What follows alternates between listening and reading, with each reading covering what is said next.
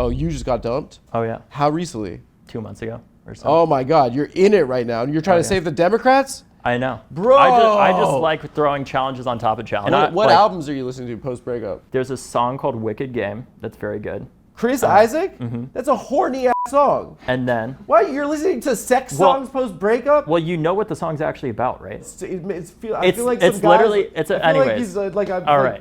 All right. I'm watching someone having sex listening to that song. Well. And I wanna fall in love. That's a great imitation. With you.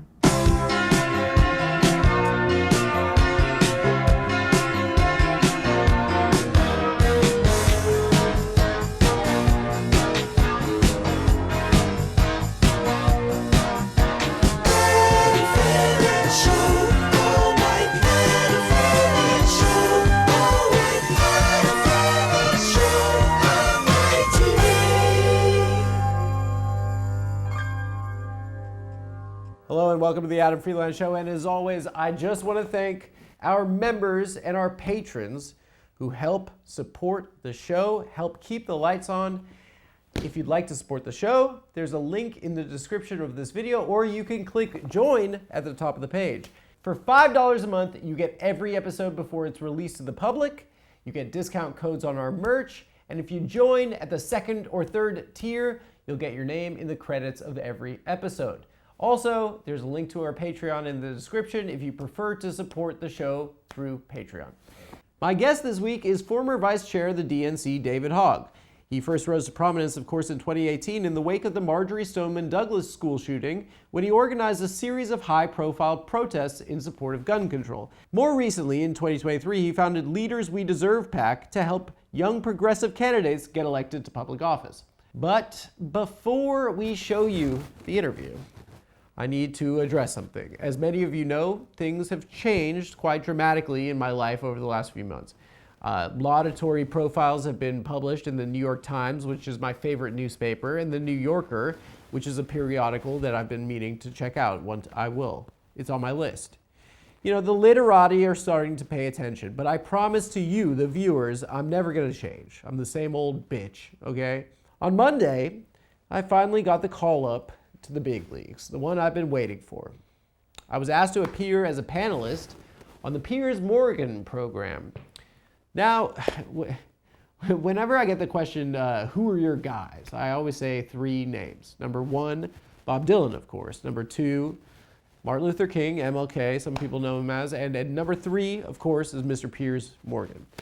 And I just can't tell you guys how riveting and thrilling I found the conversation on his program to be. Joining me now to debate Charlie Kirk, Jimmy Kimmel on the battle for free speech is the CEO of Timcast Media, Tim Pool, the man the New Yorker has called the future of late night, host of the hugely successful show, The Adam Friedland Show, comedian Adam Friedland.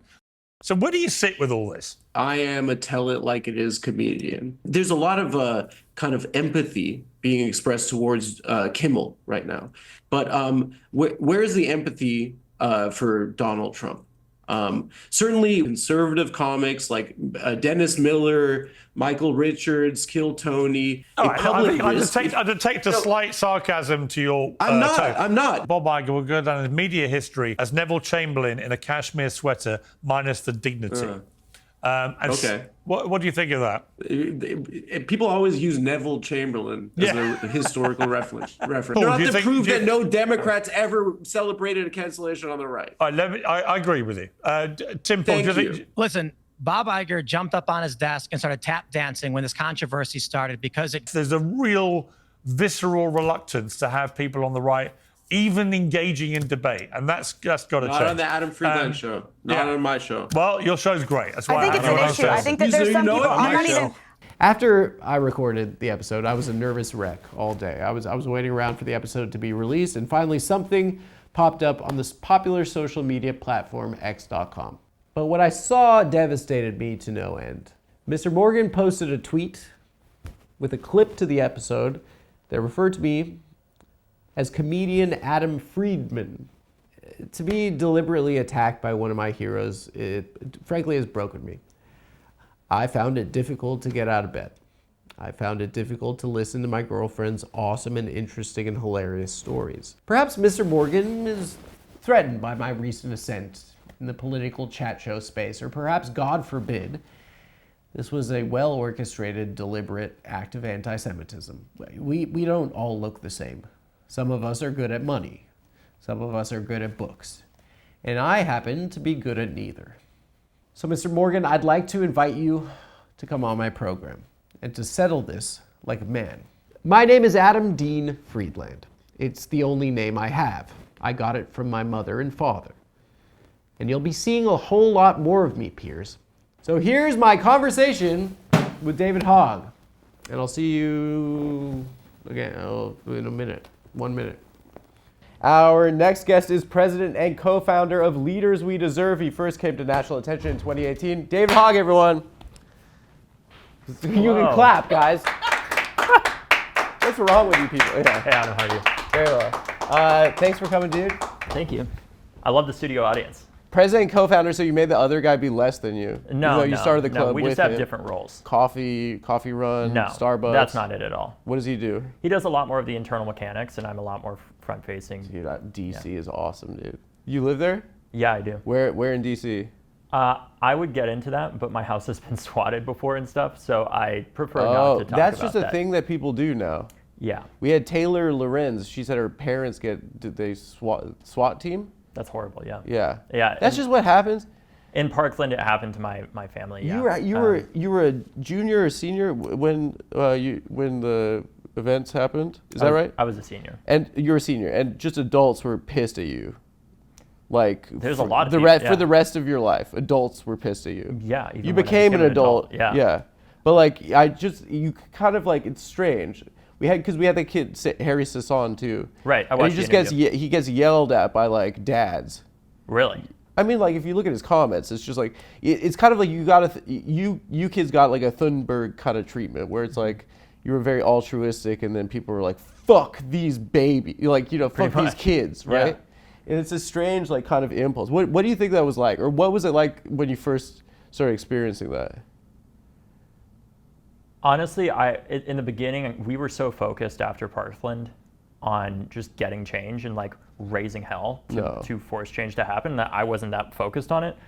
But eventually it did break through more, because I remember the first time somebody asked me like, "Oh, have you gotten your first death threat?" and just said that casually to me as a 17-year-old. And I was like, "What?" And then someone gave you a death threat or asked you? No, somebody asked like, "Oh, have you started getting them yet?" Like just like it's an inevitability. And I was like, "What are you talking about?" And then I got really kind of paranoid and freaked out about it, of course, because I was 17. And I think one of the really hard things that happened after Parkland, when you're like speaking out after something like that happened to a lot of the students that spoke out, was we would, for example, do an interview and a TV producer would be like, "Oh, you kids are so inspiring. Can I get a photo with you?" And what do you do in a photo, Adam? You smile most of the time, right? Yeah. Or that. When we smiled in that photo and they would put out those photos, a lot of right-wingers would take those photos and say, "These are the photos. These are the faces that you make when you're standing on the bodies of your dead classmates." Yeah. And what to be told that, like, what? It's such a fucking psychotic world. It's horrible. Yeah. But we actually internalized it, and we told ourselves it wasn't okay to be happy. It wasn't okay to have any amount of joy because of what we went through, and it took a long time for us to unlearn that, because I think those people knew that. What do you mean it wasn't okay to be happy? You were depressed, you mean? Well, that it wasn't okay to have any amount of joy or ever smile because you would survive a school shooting. Does that make sense? So in the pictures you were frowning, right? Well, in photos. I'm sorry, I'm a stupid guy. Sorry. No. What I'm saying is, for example, there's one photo that we took with the producer after an interview that we did with them, where the producer was like, "Oh, you kids are so amazing. Like, can I take a photo with you?" Naturally, no matter really what you've gone through, you still smile in a photo, even if it's a few weeks after or whatever. And the right would take those photos and say, "These are the bodies these are the faces that you make when you're standing on the bodies of your dead classmates." And that was like that was like a popular response that you guys were getting. Yeah. And we really internalized it, because obviously we have a lot of survivor's guilt. We have a lot of PTSD. And for a long time, we told ourselves it wasn't okay to be happy. And you also just had to like become part of the adult world, or the mess of the adult world. Absolutely. And not only the regular adult world where you're going to the accountancy firm and then you're watching The Office after work. I can't imagine what it would be like at 17 or 18 to be known. I don't know. Like, how did you handle that? Like, just like like being a private kid, What were you doing before that? Cross country running? In case you couldn't tell. Did you were blazing up? No. You didn't blaze. Not. I was a serious athlete. I had to, and my dad was an FBI agent too. So. Oh my God. As you can imagine. He was at Narco? Yeah. He was no. Did he go undercover? He had in the past. So your dad used to have different looks. He'd be like biker once for 6 months. No, and then he wasn't a biker, and I can talk about this now because he'd be like ISIS terror cell for 6 months. Well, no. As you can imagine, a Yeah. guy who was my father doesn't presumably fit in very well. I don't know. I'm not. He's an actor. I mean, he could play any role. But yeah, he when he started out in the FBI, his job was he would go undercover and dig through different people's trash to help build. He's a hobo. Basement. Yeah, he would go undercover as a hobo. He's a government hobo. LA, Yeah. So your dad was an FBI agent. Your mom's a teacher. Yep. Right. Yep. Do you go to parties? Did I go to parties? Did you hit brew? Not very you didn't often. have beers or blunts before? You were just a running kid? I was a pretty big nerd. I would say that. Student government? Absolutely not. Not that big of a nerd. Did you play gaming? I did play a lot of Call of Duty and Modern Warfare, and I actually still do play. I still do play a good amount of Call of Duty, like on my phone, and it's kind of hilarious because, I'm sure I'm playing with a lot of guys that are playing mobile. Yeah, that are playing, guys that I'm sure to some extent are to the right of me a lot of the time. Yeah. And I get pretty good, and I'll get like first place, and I'll get all the likes and like people following me stuff, and they'll be like, "This is great, whatever." You just got beat by the Hogg. Exactly, and I'm just always laughing because I'm like, if only you knew, like, because I can only imagine how. You want to beat them in Nazi zombies. Yeah. You want to cook them in Nazi zombies. Yeah. I played FIFA for a while, but it was just kids in like Saudi Arabia that were 11, just beasting. Like I'd lose like 11-1. Yeah. And yeah, it really hurt my feelings. And you didn't lock in? I don't have the time, dude. I'm 38. I can't get back into video games. I tried to. I played Red Dead though. Oh, really? How was that? You disappear from the world, right? Mm-hmm. You're like not in the world. It's kind of crazy. I'd like check my phone. I thought it was like 9:45. It'd be like 4 a.m. Yeah. It was amazing though. It was one of the most special experiences of my life. My girlfriend asked if she could play for a second, and then she punched my horse in the face. And I was like, "Can you just give it back to me? What are you doing? Right. Let me play Cowboys." Yeah, no, I can't game. So wait, so you were just a nerd. You were good. You were like, were you in clubs or anything? Yeah. So like, I helped start a drone racing team at my high school. Drone racing? Yeah, it is as nerdy as you imagine. And the only woman that ever showed up to that was my sister when she had to as a freshman because I had to drive her home. Oh my God, dude.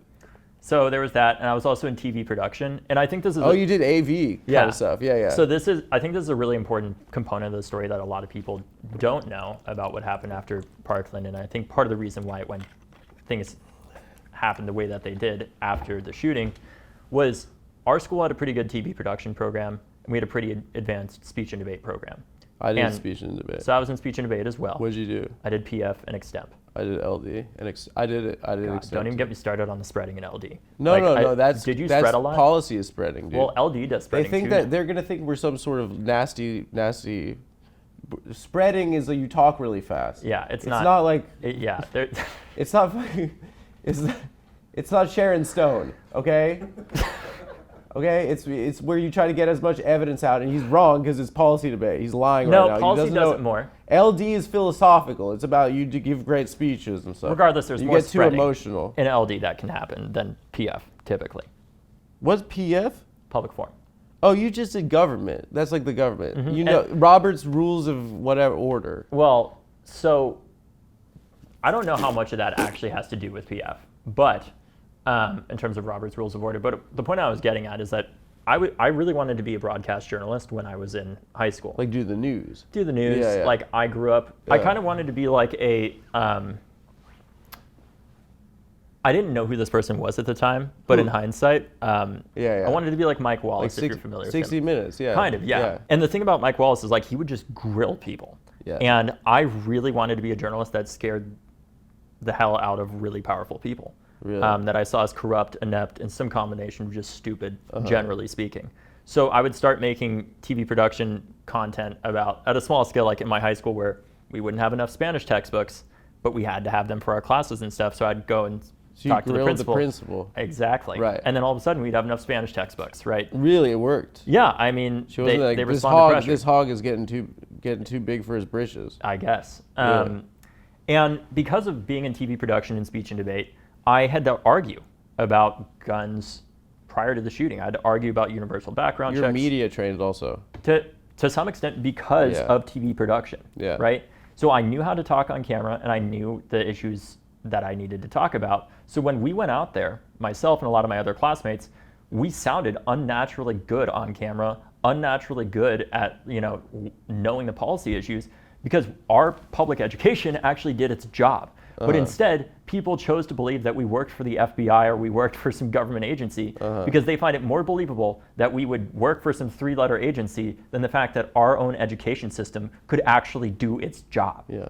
And that's part of the reason why there were so many conspiracy theories that happened after the shooting. For example, there was a clip where they said you were like a crisis actor. Right. And they would take clips of me where I was doing, what I learned in TV production, where like instinctually sometimes if you want to redo a take or something, like you count down from like 5, right? I would do that and people would be like, see, like he's trained. And it's like, to some extent, yeah, because of TV production, but not because it's a massive conspiracy. Yeah. You don't have to protect. You don't have to. No, but I think that's an important note. I think it is, but like you don't have to explain yourself. You saw kids getting killed at your school, and you wanted to talk about it. Well, so that's another. And you note. were good at talking about it because you're smart. Well, a lot of our classmates, saw all kinds of things, and our school that I think a lot of people don't understand for context too is like we're an outdoor school. Schools in the Northeast. I'm from the West Coast. We had a lot of those. Exactly. Yeah, so like schools in the Northeast, like they're all typically under one roof. Like it's there's like one an open building, courtyard, right? At our school, it's like 13 different buildings. So I was in the building next to where the shooting happened. My classmates and I, we heard gunshots echoing between the buildings, but we didn't end up seeing anybody in terms of the students that I was immediately around die. Yeah. But a lot of our classmates did, and it's a huge high school. It's 3,300 people when I was attending school. And a janitor kept you saved you from going to wards. So that's one other thing too, Adam. I have never found that person since. What do you mean? How? So he worked at the school. I know, and we gotta find this guy. I thought I found him at like an event Where'd a he long go? time after the shooting. I have no idea. What the fuck? I know. That's so weird. I know. I went up to the guy that Did they thought. fire him? Where'd he go? This is bugging me right now. So what Adam's getting at for further context so that people understand, as the shooting happened, explain it. I was exiting my classroom because we initially thought it was like a fire drill or like a potential like active shooter drill or something like that. As we're exiting our classroom, we go to like our evacuation zone, and all of a sudden a flood of students start going in the opposite direction of where I'm going. And naturally, you start following those students. As we're following those students, unbeknownst to us at the time, because you don't know if there are multiple shooters, you don't know if it's a drill, you don't know. You just hear bullets. You just hear gunshots, and like you don't know what's going on. You don't know if there are bombs on campus. You don't know anything, right? And I was instinctually like kind of following the crowd. And as we were running, I was actually running towards where the freshman building was, where the shooting was happening. So it's total chaos. And there's some kind of janitor that when I went up to the person some kind of janitor. I think it was a janitor. I don't know if it was a teacher. You can't be saying it that way. Some kind of janitor. Somebody came out that was an adult and said, like, don't come this way. You think it was a ghost? I don't know. Could have been like a Bagger Vance. Could have been. Wow. But they came out and said, like, don't come this way. And as he said that, our culinary teacher opened up her classroom. That was like the closest classroom to us, and in an incredible act of heroism, got about 60 or 70 students into her classroom in what felt like the matter of like 30 seconds. Yeah. Where I would spend the rest of the time in lockdown, obviously after the shooting. And as we're there, you don't know like if you're about to die. Kids are having panic attacks. Kids are trying to be quiet. I'm texting my sister, who's 14 years old at the time. She's freaking out, understandably. She was at the school as well. Yeah. She was. Thank God she was on the other side of the school, even though she was a freshman. She was in our TV production class. Yeah. So I ended up interviewing my classmates, not just as a way of keeping myself calm because I didn't have anything else. Like you were on the news? Kind of like we were, like as a student journalist. Like I took out my phone and started interviewing them in case we did die. In the middle of it? Yeah. Whoa. Because like for your parents to see, like for whoever to see, in case something did happen, as a that there would be a record of like these kids saying like we need to do something about guns. Ah, interesting. And it was a way of me keeping myself calm in that moment too, because I remember my dad talking about these types of things growing up, being an FBI agent, about like the necessity of staying calm. And I interviewed them and I asked them, what do you think about like the NRA? What do you think about like the fact that we're going through this and everything? And thankfully that day, the classmates in my immediate vicinity and I made it out, but 17 of our classmates and teachers didn't. Yeah. In the building right next door to us. Yeah. And did you like you posted it like while it was happening? Not while it was happening. I think I ended up, this is like 8 years ago now, Adam, so it's kind of a blur, but I think I ended up doing was I sent it first to our, I was working for like, as like basically, whatever's lower than an intern, like basically that for the local paper at the time. I was very bad at my job. And I sent it to like my producer person that was there. Like to go on the... To go on the news, The news, yeah, fuck. I mean, I'm sure that's like a way that you could distract yourself, right? Kind of. And focus on something else. Did you ever meet Nicholas Cruz? I mean, did you know who he was?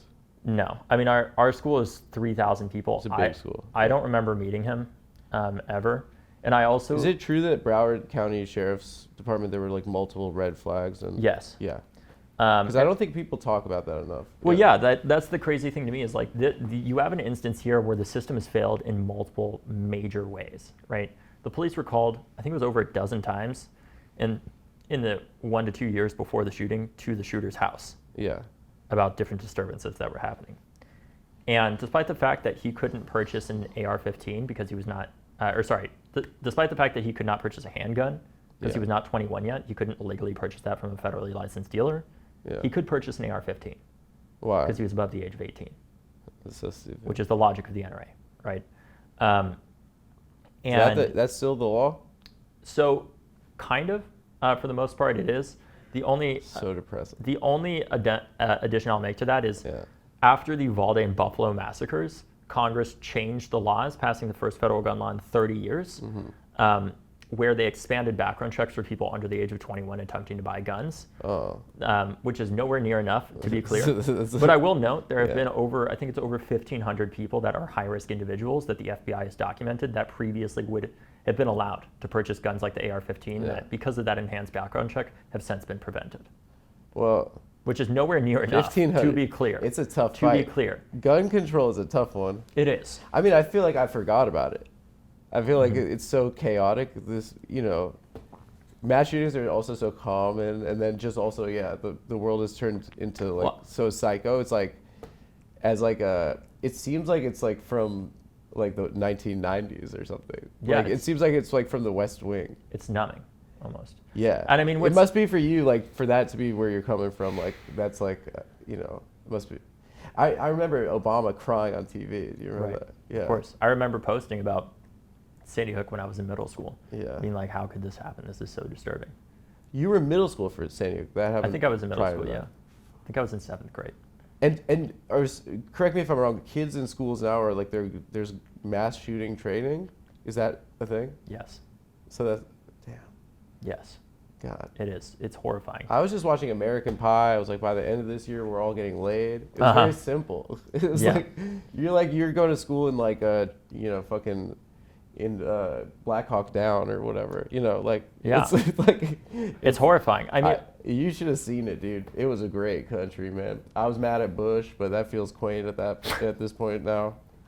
I mean, still lots to be mad about. So okay, so let's talk about like after the fact, and we touched on that earlier. So like one thing I remember from Twitter was that like there was also like that kid Kyle, right? He was like on the right wing side of like the Parkland kids. Like you guys got politicized. For sure. Right? And like you guys became symbols. And what I'll say this, what I will say, he's chill now. Not to interrupt you though. I think this won't make the episode. I ran into him once. He came up to me. He was like, "Dude, I'm not right wing anymore. I'm chill." What? Yeah. People that were he's just like, trying dude, to I use don't him. give a fuck about that shit anymore, dude. Like, he's like, I'm just trying to like chill. I live in the city. Okay. It's kind of nice, right? Yeah, I mean, if that was news to you, I'm glad I broke that news. What's crazy to me is that I literally got a call from him immediately after the shooting to him like trying to like challenge me to a fight in the cafeteria. I'm like, Guns at dawn. I was like, not gun. I don't want to say gun. I don't know. Fist Like, at and I dog. was like, what the hell are you talking about, man? Like, we have. Why was he mad at you immediately after? Because you did those interviews? I think because we were speaking out and saying what we thought needed to be done, right? Yeah. And he obviously didn't agree. Which, like, look, it's people can have their differences of opinion. Yeah. And he was speaking like, out himself. Adam, You were also kids, dude. What I'll- It's just what I'll like, say it's is this so, like, much. just be optimistic. You know, like that's what really pissed me off. I cut you off, but that's what really pissed me off about the response. Is like, you're supposed to be like, let's change the world when you're 17. Like that's what you're supposed to. You're supposed to be that. dumb enough to believe that change is actually possible. Yeah, sure, fine. Yeah. Well, now they're all Republicans. Well, not all of them. We can go to that later. We'll go to that later, But certainly. that's fucking weird to me. You know, It is like, fucking weird. It is extremely weird. It's normal that you're like, we're gonna get together and we're gonna do something. Like that's you're supposed to have that optimism at that age. And like, there's this might go nowhere. Okay, but I don't know if you remember when there was like that kid Nick Sandman, like in DC. There's that kid with the MAGA hat and the Native American guy. Right. And then like it was like that picture was taken and put in all these newspapers and stuff like that. Like everyone's like wanted to fucking like be like, this kid's evil. Fuck this kid. I think that kid actually got paid. I think like he sued all these news organizations because it doesn't matter.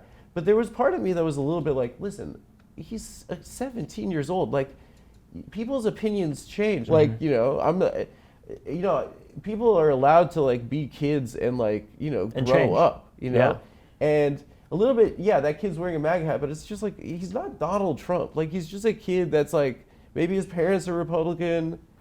It's just like holding kids accountable, like, and you experience this yourself, is like, it's a little bit like, it's just like the way society treats younger people nowadays. It's just like, the world that you guys inherited is terrible. Like, my shit was awesome. People had SUVs and you had the Iraq War too. That was not great. We were at PF Chang's. Dude, the hottest girls in my school were the hostesses at PF Chang's, and I'd go in with my parents, and I'd want to throw up because I'm like, she's gonna find out I have parents, and We've all been she's there. gonna think I'm a loser, I mean, it's just. Did you ever end up asking her out? No, of course. What do you think? No. Why do you? That's why I'm doing this. I don't know. I would have been fucking running Halliburton or something if I. Yeah. I don't know. No, of course not. She was probably dating an adult, Yeah. Why am I holding this? They do not sponsor the show, sorry. Icelandic glacial? It's probably from Jersey, bro. Yeah. It's a joke. Hoboken water. The shit that we fall for. Going back to the fact that you were kind of a bit of a loner prior to this I had happening. friends, to be clear. Who were your friends? Who are my friends? A lot of other speech and debate kids. Yeah. Right. So yes. And there were a couple chicks Well, I tried. Yeah. I mean, there were like girls that were there. Yeah. Yeah. Of course. And we it's were high school. dominating them with facts and logic. Yeah. I mean, the worst of us were. Are you in a relationship? Am I in a relationship? Yeah. No. No. Have you been in a relationship? Yes. Yes. In college. Yes. Your first love. Kind of. Yeah. Yeah. That's a rough one when it ends.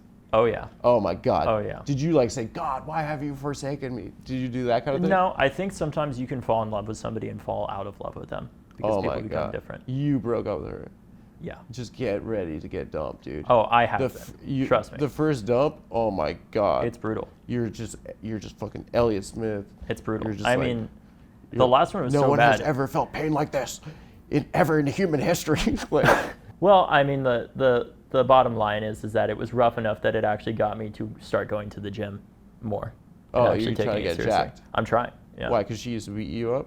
No, I'm far just from kidding. it. I'm No. sorry. I'm sorry. That would have no. Dude, she was kicking. It's just like more than anything, I know that I have a lot of work to do on myself personally. Yeah, I mean, your childhood was probably stunted, right? A little bit. Yeah, it's You a had little to weird. grow up. You're like a child actor, kind of. Well, not in the way that those conspiracies talk about, but sure. Not in a some- crisis actor. Yeah. No, but you're like you're Yeah. robbed of a childhood, right? Like Yeah. you I mean, didn't there's get a to, lot like, of notoriety and all kinds of weird shit. You Like didn't I get couldn't go to throw parties. up from drinking too much, or Like, yeah. I mean, I couldn't go to parties in college when I started as a freshman because they'd see you. because and people would start filming me when I was there. It's so stressful. Yeah, and I eventually got over it once I turned 21. Like I was fine, with drinking and stuff.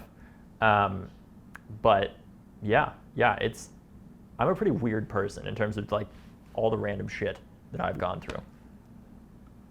I wouldn't say don't hate on your own ass like that. Well, I don't think you're not like weird. It's just like you've had a unique road. But exactly. Guess what, brother? I'm 38. Let me OG you. It's gonna make you tough, brother. Yeah. I think so. Yeah. Your parents moved to DC, the whole family? They ended up moving to DC for a time. That is kind of child actor style, though, right? So, I mean, our house got swatted, and my sister is really struggling because she went through the shooting as a freshman. So the family ended up moving to DC, and my sister finished high school up there. But DC is so you can get in the game, right? A little bit? No, it's just that there was a really good high school for my sister to go to up there. Sidwell? No, it was not Sidwell. It was called Georgetown Day School. All right. And Jesuit. It's not actually associated with Georgetown, but she did end up going to Georgetown. Oh, sweet. Yeah. But I went to GW. Oh, really? Yeah. Wow. I was thinking DC by the end. Yeah, it can be a lot. It's just they're so ugly there, and the people are they think they're great. It's crazy. It's like, what's great about you? It's crazy that you say that because I had the exact same thought when I first got to New York City this week. I was like looking around, and I was like, the people here look so much different from DC. Like the adage that DC is just Hollywood for ugly people is 100% true. Why we let those people tell us what to do? I'm sorry. No. I'm sorry. So you think one of the ways you want to change the Democratic Party is you want more like 10s? No, that's not what I'm getting at. We got to at. get some more 10s in there. No. I think we need some top tier performers in terms of being able to actually. No. No, what we're working on. I mean, Zohran is genuinely, that's a handsome guy. I mean, there was hot girls for Zohran, right? Well, no, I'm talking about the guy, Zohran. I don't care about these girls. I'm talking about how great this guy looks. Well, yeah. Yeah, he looks phenomenal. He's a handsome, charismatic guy. Yeah. It's like, why wouldn't they want a handsome, charismatic, good speaker in the party? Well, I think sometimes. I think we know. Yeah, I think we both do. Yeah. I think it's because he actually represents something that is real, right? That he is saying what voters have been wanting for a long time, especially younger people have been wanting for a long time. Younger men have been wanting for a long time. He got 85% We wanted him, in that election. I've been wanting him for a long time. Yeah. And but the thing is, like, he had a clear message, and it wasn't just a bunch of bullshit talking points where it's like, oh, we're going to lower prices. Like, sure, he's on TikTok. But the thing is, Andrew Cuomo could have been on TikTok. He would have lost. The only difference would have been is that he would have lost by even more. Sure. Oh, his TikToks would have been fire. The reason why. I'm doing a dance. Right. Something like that. I'm doing a dance for Israel. Yeah. I'm doing the nay for Israel. Right. The bottom line is, when he was on TikTok, he actually said something, right? And gave something. Zohran? Yeah, he gave something for young people to actually believe in, a vision to believe in that. I think a lot of Democrats have not. And then he was also obviously extremely, and rightfully so, vocally critical of the state of Israel. And the atrocities. I think that was overstated. I think people were like, they were being racist to him because he's Muslim.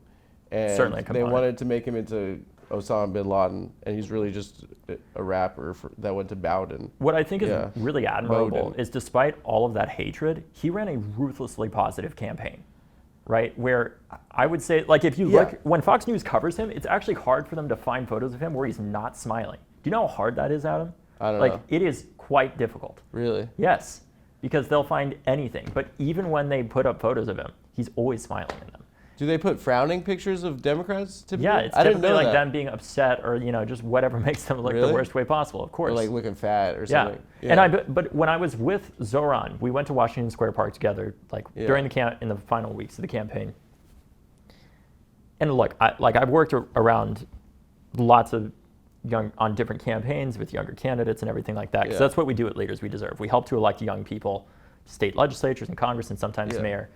And the reason why we do that is because we want young people to actually believe that they can be represented, that our issues, whether it's affordability or addressing all kinds of things like the obviously fucked up shit that is happening, that Israel is doing right now, and the genocide that they are committing against Palestinians. Yeah, but what does that have to do with New York? I think that's what the annoying thing is, that everyone's like, will you go to Jerusalem? And then it's like... It's so weird. The way it tracked wasn't that Zohran didn't win because he was speaking out against Israel.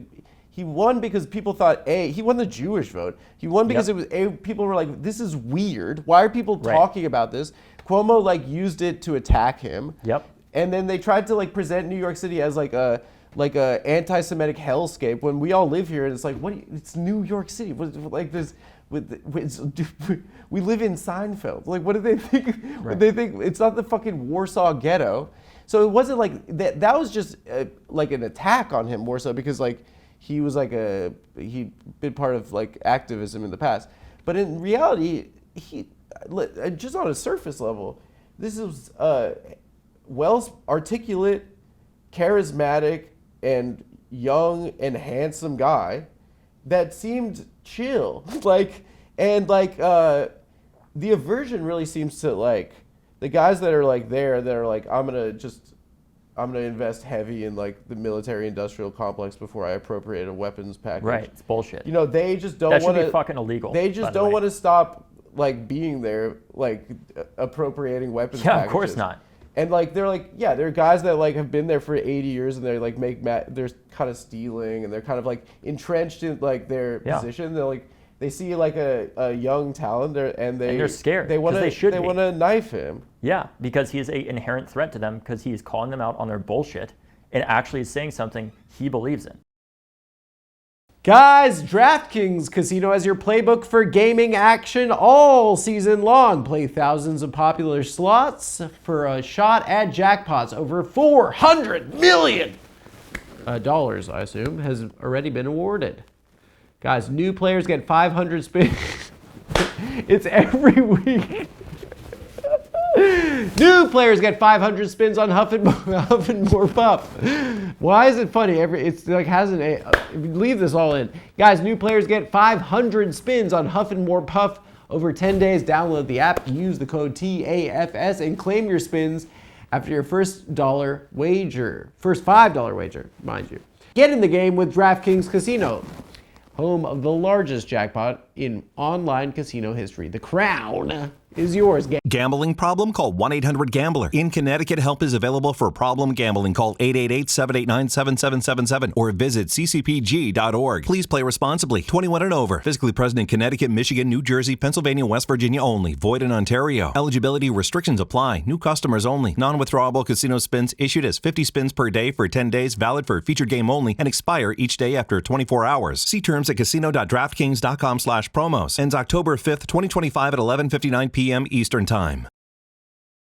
The problem is like, how does a party that when 6% of the people think that what's happening in Gaza is a genocide in the Democratic Party, I believe, is not a genocide. Oh right. Yeah. I was about to say that. Or maybe like 6% are in favor of what's happening in Gaza in the Democratic Party. Right. I mean, Biden appropriated those funds. Right. How does the party look like when like basically we're seeing people rounded up by like Gestapo force right now, like and we're writing migrants. fucking strongly worded letters. We basically and that's our response. Oh no, it was a tiny program in the DHS, and Obama basically just blew it up. And like, how does it look like when deportations under Biden were like pretty much on par with the first term of Trump? Like consistently, the things that matter to the constituents of the Democratic Party are just completely ignored.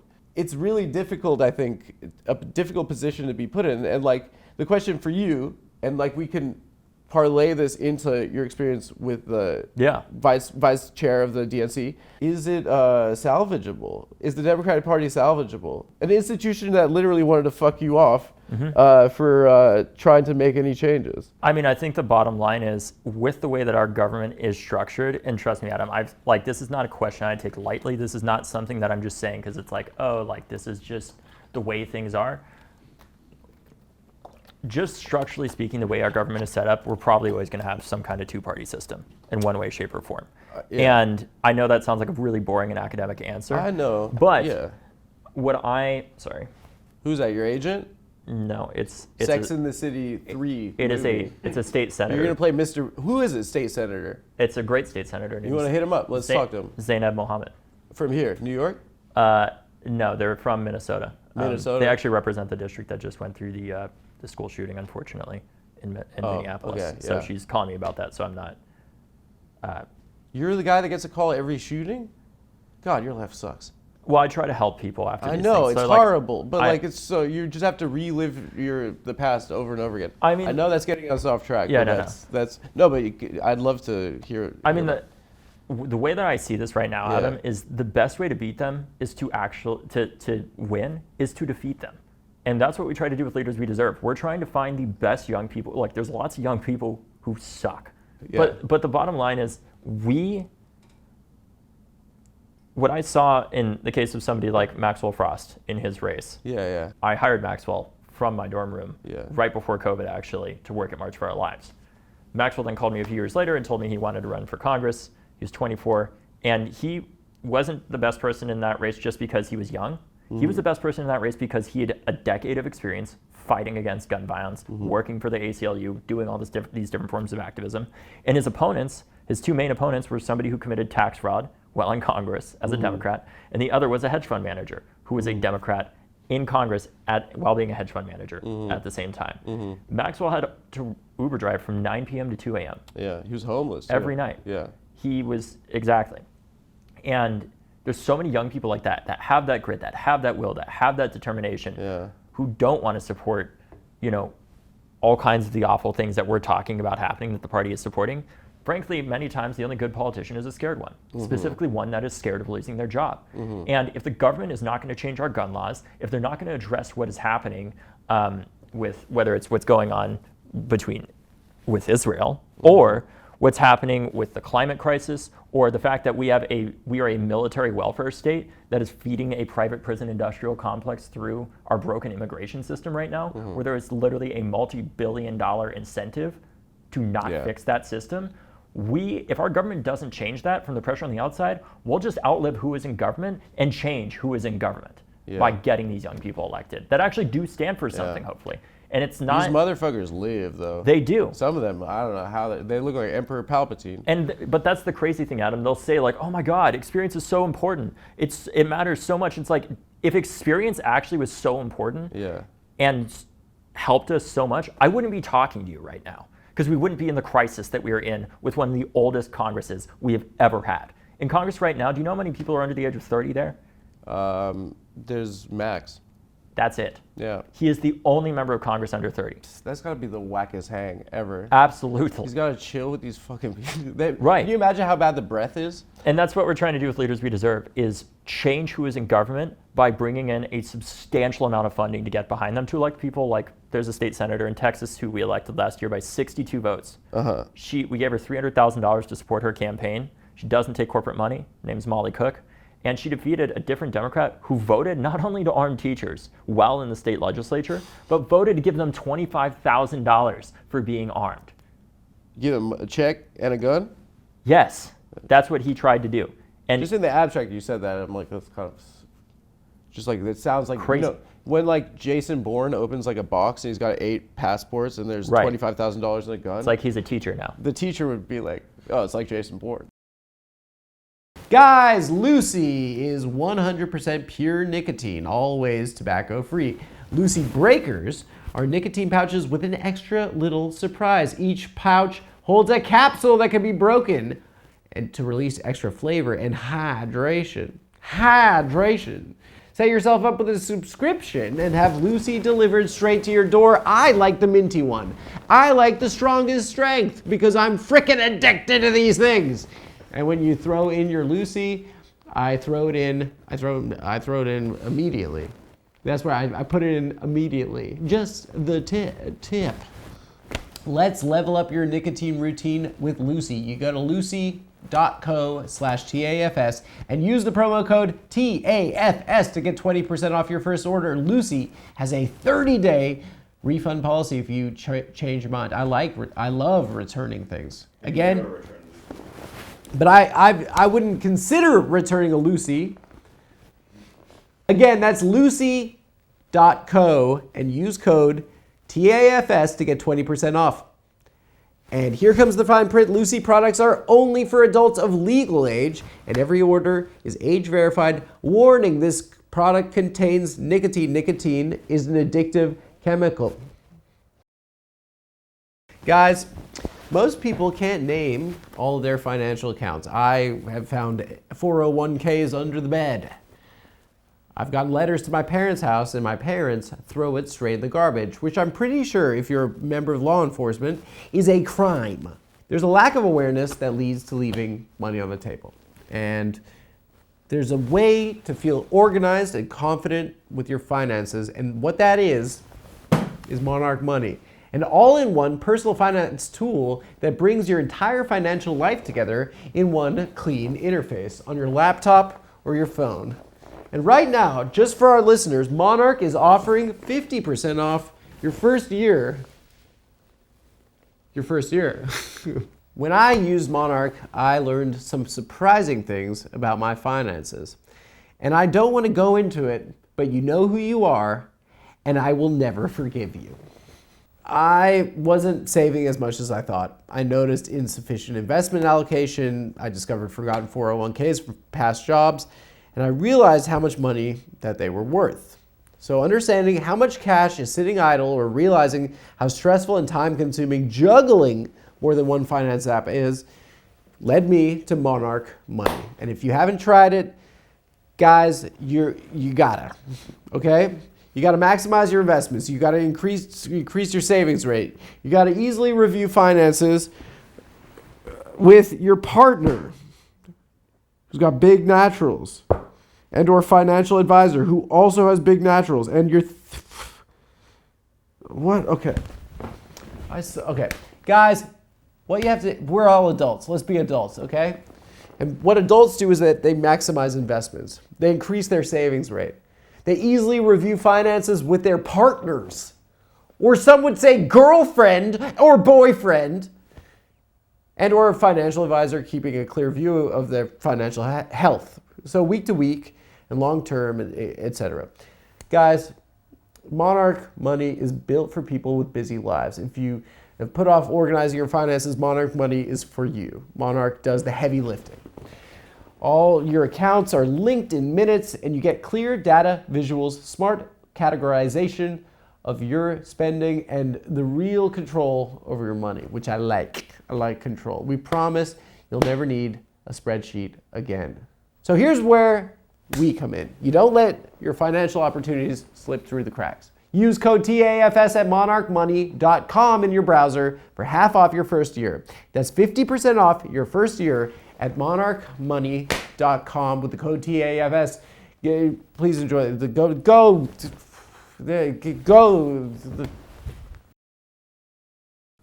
The point that I'm getting at is that when it comes down to it, we can have a party that fights just as hard as Republicans, but I do have to say, we are playing on an uneven playing field right now, where they have taken over the courts. Where when Biden did try to do a lot of really progressive things, all of a sudden injunctions were issued and we couldn't do anything, right? Trump comes into power, and then the Supreme Court is like, actually, those injunctions, they don't really matter anymore when they're done against Donald Trump. So it is to say, we absolutely do need to do better as a party, and we have to get better at fighting, but there are increasingly structural factors that make it way harder for us to fight back, and we need to address those at the same time. And it's hard. It is incredibly fucking hard. It is incredibly fucking depressing, and it's hard to do this work. And they hate you. Some of them do, certainly, but I'm fine with it. You think, what's your approval rating in Democrat DC? Probably 3%. Jesus Christ, bro. Yeah. But you're gonna cook them? I think I'm going to outlive them. Because I'm 25. You don't smoke cigs? No. But stress is a killer. You're mad stressed, I can tell. No, I'm going to the gym. Yeah, but you're stressed. I'm stressed, but it's a productive stress. Yeah, right. Yeah. There's a reason. You meditate? I have, yeah. You have? Yeah. I don't have the patience. I don't meditate as much. I get a lot of my meditation through running to some extent. Do you watch movies? Yes, I've been watching. One of the movies I've been watching a lot since the breakup is Good Will Hunting, actually. How many? Because how about them apples?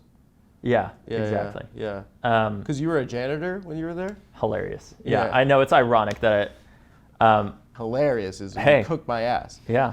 Are you guys friends? Oh, you dumped her. You fell out of love with her? No, I was dumped. You got dumped, but you said you fell out of love with her. Well, no, that's a different girl. Oh, you just got dumped? Oh, yeah. How recently?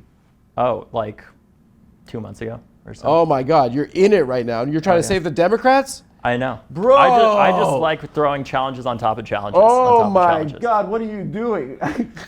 But I guess it's like you doing the interviews in the middle of the thing. You're saving the Democrats in the middle of this hell. Adam, I don't know if I'm necessarily saving the Democrats. I'm trying to do my part. Well, you're being a net positive. I'm trying to fucking help, man. This shit sucks. And what albums are you listening to post breakup? What albums am I listening to? Can I give you a playlist that I have called Please. Pain? Oh, I have yes. a playlist from Dude, I have one that's from even 9 years called Pain. I have one that is never mind. What? Just tell me, bro. I have one that's even more depressing and cringe than that. Everyone's calling you a fucking 75-year-old Soros-funded actor. Tell them about the songs you're listening to after this demon ruined your life. Fine. So be a human being. I've been listening to there's a song called Wicked Game that's very good. Chris Isaac? That's a horny ass song. And then why you're listening to sex songs post breakup? Well, you know what the song's actually about, right? Have you listened to the lyrics, Adam? No, I feel like it's some literally guys, it's I feel anyways. like he's All right. All right. I'm watching someone having sex listening to that song. Well, and I wanna fall in love. That's a great imitation. With you. Have you seen the video? They're like on the beach. It's black and white. Yeah. Well, I probably should. Sexy. Go watch the video. Ruin the song for me. Stop listening to that song. They're better. I'll let me play you some. Okay. I'll play you some song. Do you know? Have you ever heard? Let me see. Do you want me to pull out the? Yeah. Let me see your Spotify post breakup, dude. Was she in politics? Kind of. You can't date someone in the game, dude. Well, she wasn't officially in politics. What was she doing? She did a lot of advocacy-related work, but not. Yeah, you can't date someone in Hollywood too. No. So I've been. Hold on. Can I give you a little note? Please. This is so this is so adorable. Like when you're saying that I was good at talking on the news before, like, and that's why I was good at doing the advocacy. You don't have to explain that to these fucking why did I say fucking? To these fucking losers. They are that. I'll say that much. It sounds like you are a 45-year-old Soros-funded actor. Just say really? like, listen, dude. Some kids got killed in my school. I'm trying and to I was do fucking something. mad. It's you not don't have that to be fucking like, I complicated. did debate. You just be like, fuck you fucking pig. Yeah. All right. I feel like you're getting tough. I'm gonna train you up. We have to. You, we should hit the gym together, Adam. I'm not That's going to the key. gym, dude. I have a girlfriend. Well, if that changes, then you can come to the gym. I don't get fashion muscles, dude. Have you heard Walk On By? Walk On By. Isaac Hayes, put that on the playlist. Okay. Put on I Fall to Pieces, Patsy Cline, Standing in the Doorway, Bob Dylan. Oh, that's a good one. Do you know that's my favorite Dylan record. Really? Yeah. Time Out of Mind. You know what? One of my Crying, Roy Orbison. Oh. Crying. You still have this playlist? Yeah, I mean I had Apple Music. Chelsea Hotel 2. Nice. Leonard Cohen. Leonard Cohen. You want to hear this? This is a funny line.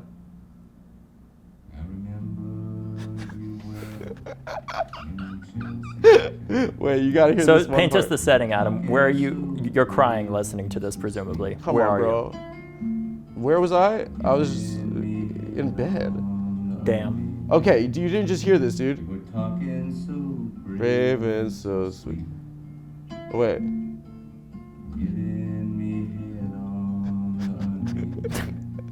Okay.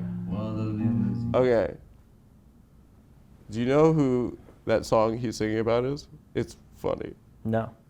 You know who it's about? It's about Janis Joplin. She's about her sucking his dick at the Chelsea Hotel. And then he wrote the most beautiful song ever. We don't have to put that in the episode. We need you to save the Democrats. Can we go in, because I think we alluded to it, but I think it's important for you to get this out. About what happened to the DNC? About you, running for the vice chair of the DNC. Yeah, and man. Then your experience, and then, where that leaves us right now. Totally. You. Yeah, I mean, the bottom line is that I wanted to, I was, as part of the campaign, when I was on, there's this thing called the National Finance Committee, which is basically for all the people Everyone who knows that. Everyone raise. knows about that. I didn't know it existed No, I until didn't know that. the election, because I was helping them raise money, and I wanted, because we obviously needed to strengthen gun laws and everything like that, and had to defeat Donald Trump, and They crushed that one. totally. Yeah. God. They ran Mr. Magoo for a bit. God. And then I heard behind closed doors he's he's Neil deGrasse Tyson. Who?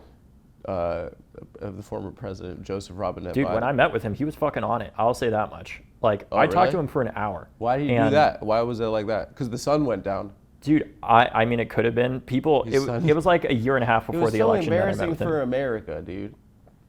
America looked like crap. Well, I mean, debate. Dude, we said like, during the whole world is going to see this, and they're going to be laughing at us. The reason why I ended up running for vice chair was because I got tired of just saying to people like, "Hey, we're losing young people. We need to do something about this," and then getting texts back from the fucking consultants on the campaign being like, "Here you go, saying this stupid shit again," and then we saw what happened, right? And it's not to say like I have the full answer on how to win back young people. I don't, but I know enough to know that this is not the right fucking answer, right?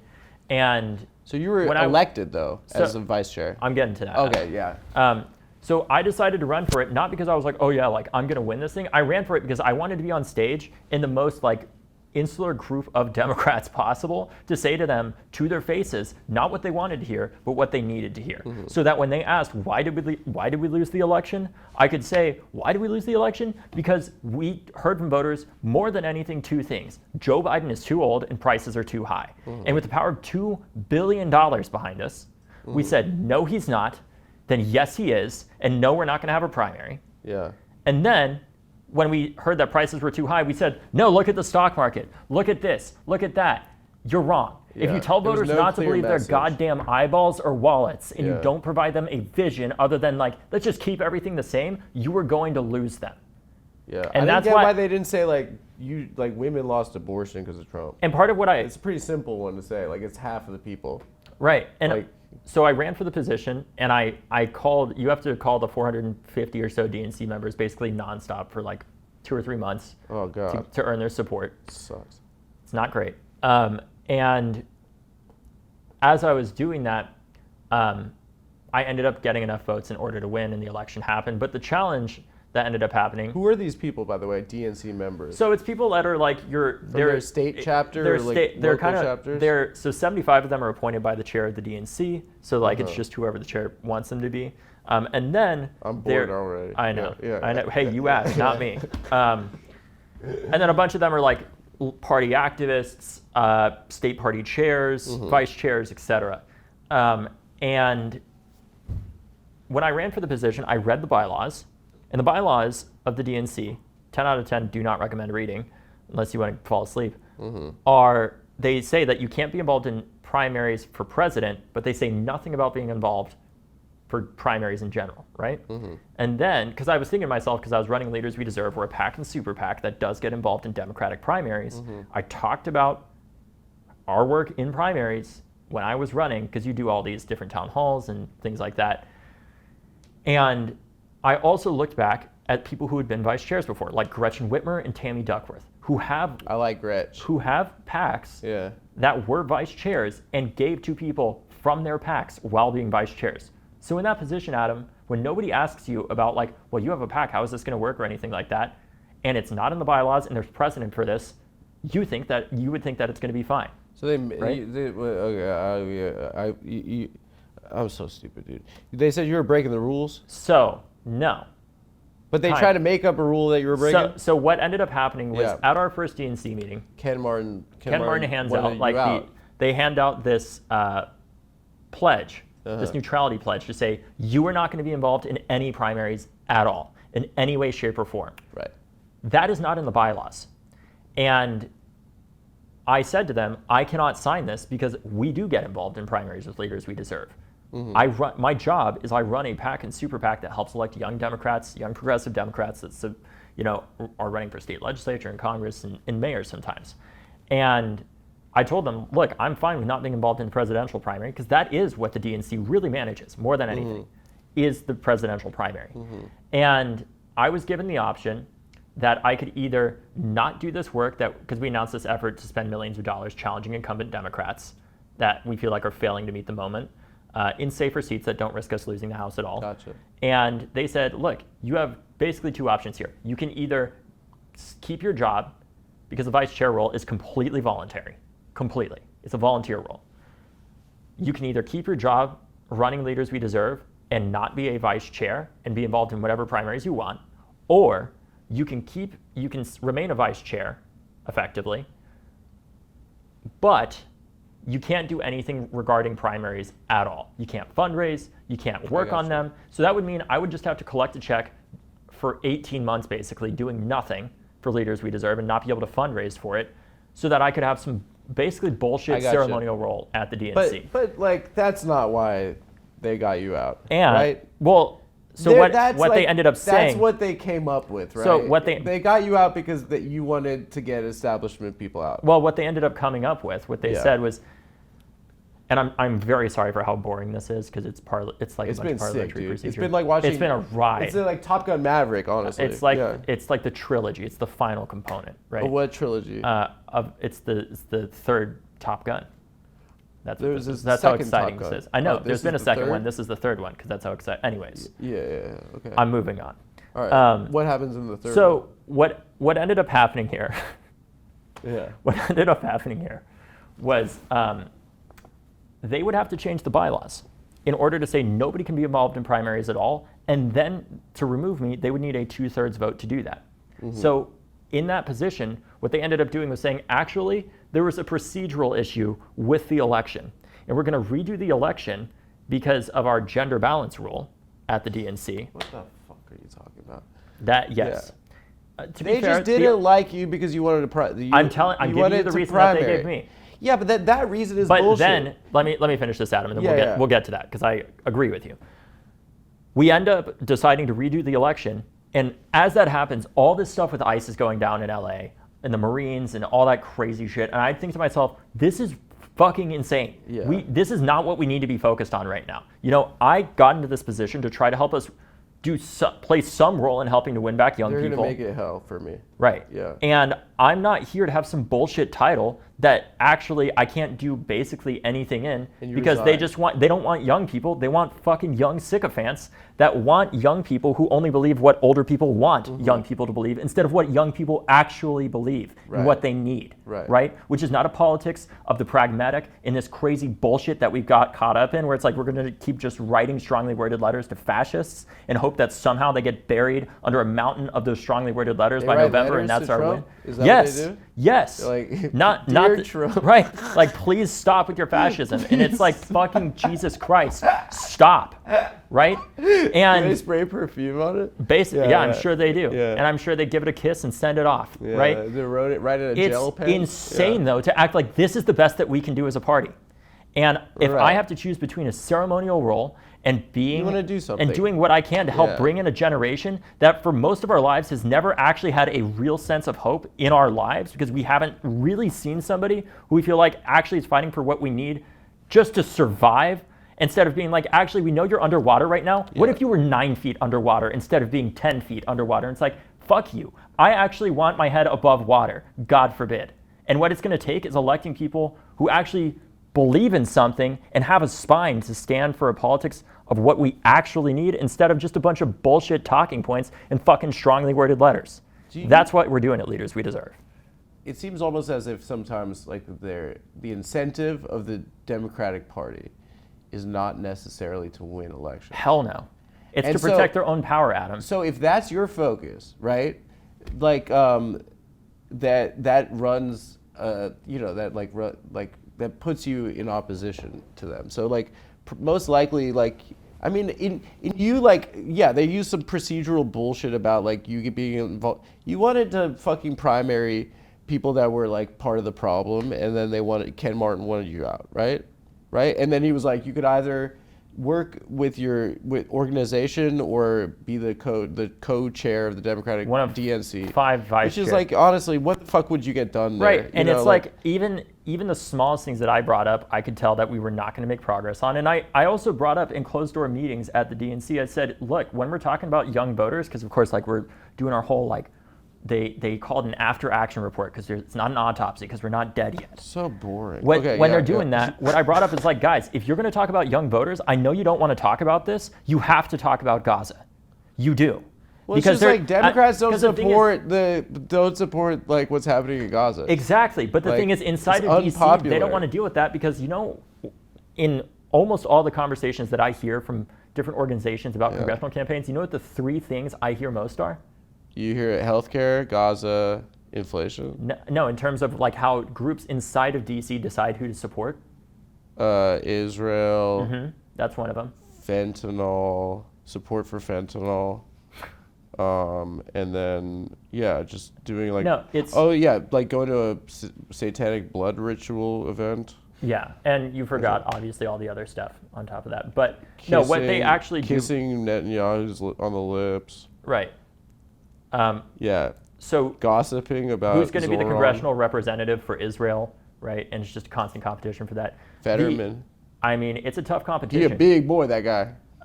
But the thing I'm getting at, Adam, is in DC, the 3 questions I hear most often from different groups that get involved in these campaigns is not like, is the candidate actually charismatic enough to like win? How are they polling? Right? Like things you would typically think about.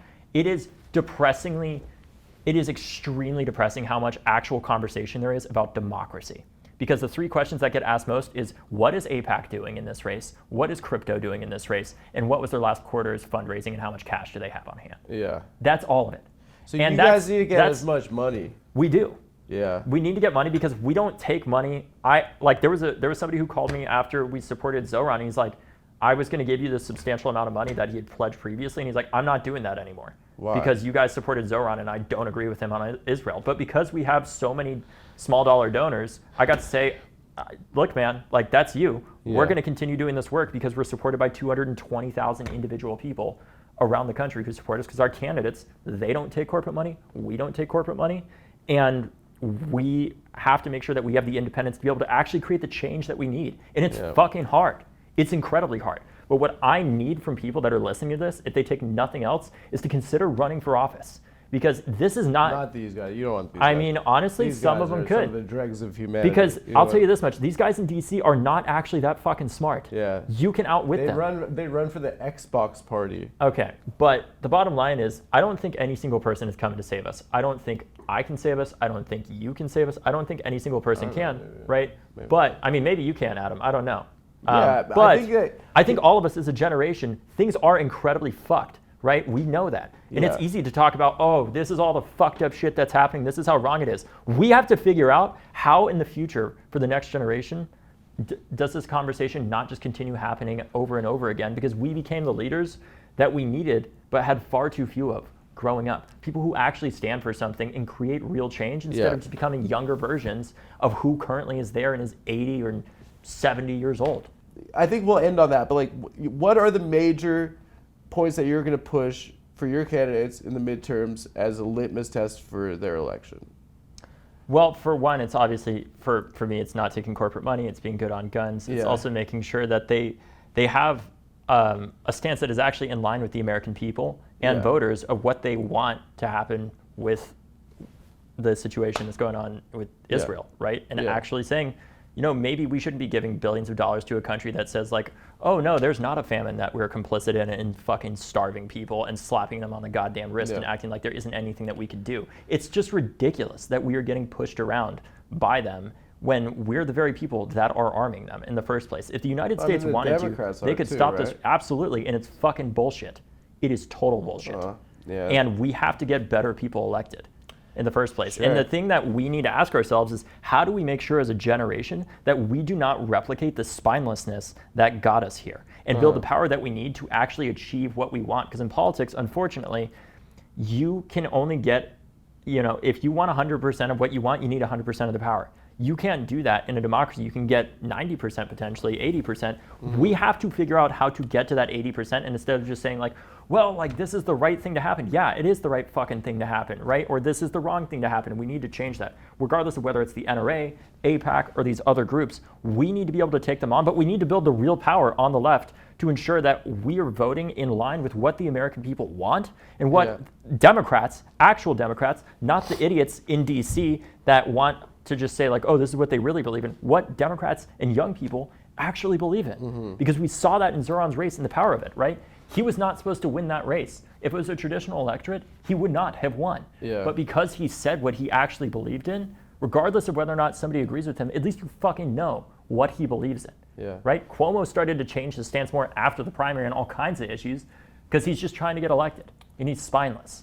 We need people with actual spines and they need the power. And to talent, get there. too. And the talent. You can have a guy with a spine that's just like annoying. You Right. know? Like you need a guy that's like Zohran gives good speeches and he's like He's he charismatic. Seems chill. Yeah, he's like a normal thing, right? I mean, not yeah. to tell you how to do your job. No, brother. it's real. That's what we're trying to do. I gotta send you this playlist. You absolutely do. You're in a dark one right now. I mean, how much time are you spending in bed? Not enough. The bed is not enough. Because I'm going to the gym a lot. You're going gym mode. Yeah. Oh, he's gonna be red pilled like two months. No, yeah, no, he is. no. He's gonna be listening. Yeah, you're gonna be Tate. He's going Tate mode. No, yeah. no. Or you know what you could do instead of going to the gym? Move to New York City, dude. I seriously thought about it. Skinny, you don't have to go to the gym at all. Well, girls love it. I mean, it's a hack. You know what it is? It's women are brainwashed by the film Annie Hall into thinking it's acceptable. Dude, it was to like date a Rumpelstiltskin kind of guy. It's been great for a while, but I think it's starting to change, and I need to change with the times too. I can't look like I'm one cigarette away from death anymore. Dude, I know. I'm gonna see you talking about high value men pretty soon. I'm gonna see you. Thanks a lot, man. Yeah, thanks so much. Good luck. Give it up for him. Good luck, everyone. You had fun? Yeah.